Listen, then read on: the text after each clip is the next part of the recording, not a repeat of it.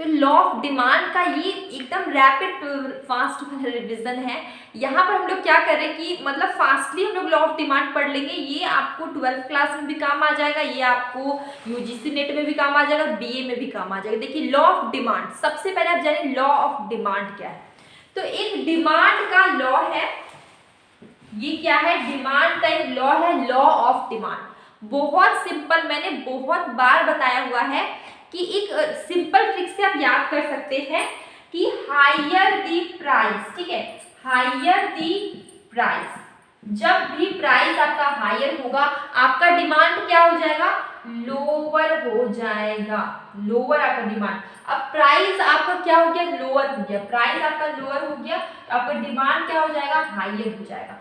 इसके बीच में आप क्या देख रहे हैं, एक ऊपर जा रहा है, एक नीचे जा रहा है, तो आप क्या समझ रहे हैं, कैसा रिलेशन है, नेगेटिव रिलेशन है।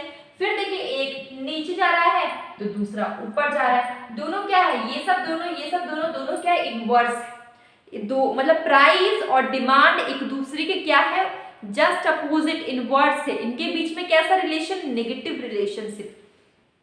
सिंपली आपको कुछ भी याद करने की जरूरत नहीं, आप बिना याद किए आप एक बार इसको समझेंगे, आप आराम से इसको सॉल्व कर पाएंगे, बना पाएंगे, ठीक है। तो देखिए लॉ ऑफ डिमांड की बात करें, सबसे पहले other thing remaining the same, ठीक है, लेकिन प्राइस ऑफ कमोडिटी इंक्रीज होगा।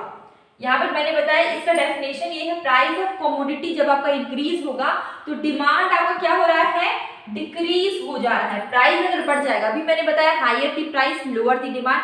आपको अगर इतना डेफिनेशन याद नहीं हो रहा है तो आप कुछ मत करिए, आप बस एक काम करिए, आप एक लाइन याद करिए। कौन सा लाइन, ये वाला, other thing being remaining the same, इतना याद हो गया। उसके बाद आप बस ये याद रखिए, higher the price lower the demand, lower the price higher the demand, हो गया आपका, ये पूरा बन जाएगा। आपको इतना याद हो गया।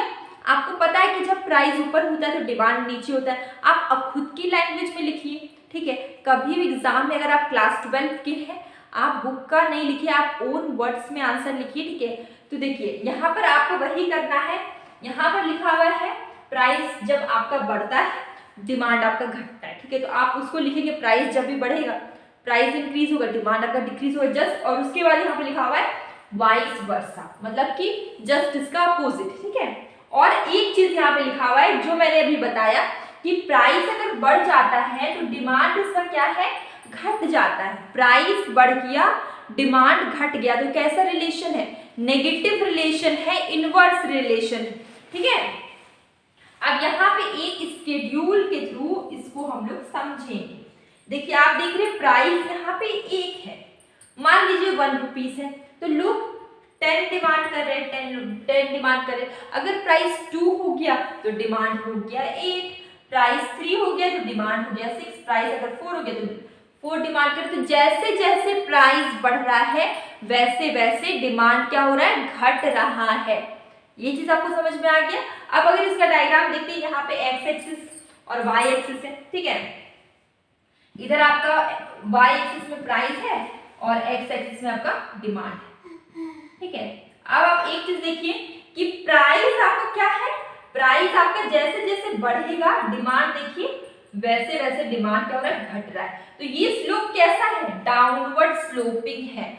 डिमांड का कर्व कैसा बन रहा है, डाउनवर्ड स्लोपिंग बन रहा है, क्योंकि प्राइस एंड क्वांटिटी डिमांड के बीच में कैसा रिलेशन होता है, हमेशा पूछा जाता है इसके बीच में कैसा रिलेशन होता है। ये चीज जरूर याद करिए यहाँ पे लॉ ऑफ डिमांड में कि प्राइस और क्वांटिटी के बीच में कैसा रिलेशन है, नेगेटिव रिलेशन है, इनवर्स रिलेशन है। आप हमेशा इसको कभी मत भूलिए, कितनी बार एग्जाम में पूछे भी गया है ये क्वेश्चन कि प्राइस एंड क्वांटिटी डिमांड में कैसा रिलेशन होता है। लॉ ऑफ डिमांड में तो क्या होगा, आपका नेगेटिव रिलेशन होगा, इनवर्स रिलेशन होगा। और ये ट्रिक के साथ अगर आप डेफिनेशन याद करेंगे तो आपको कभी भी कोई भी दिक्कत नहीं आएगा। तो ये हमारा छोटा सा रिवीजन था, रिवीजन का एक पार्ट था लॉ ऑफ डिमांड। अब हम मिलेंगे अपनी वीडियो के साथ। मैं डेली क्विज डालती हूँ, ठीक है, आप उसको भी देखा करिए। और अभी रिवीजन का पार्ट चल रहा है क्योंकि यूजीसी नेट के पेपर बहुत करीब है।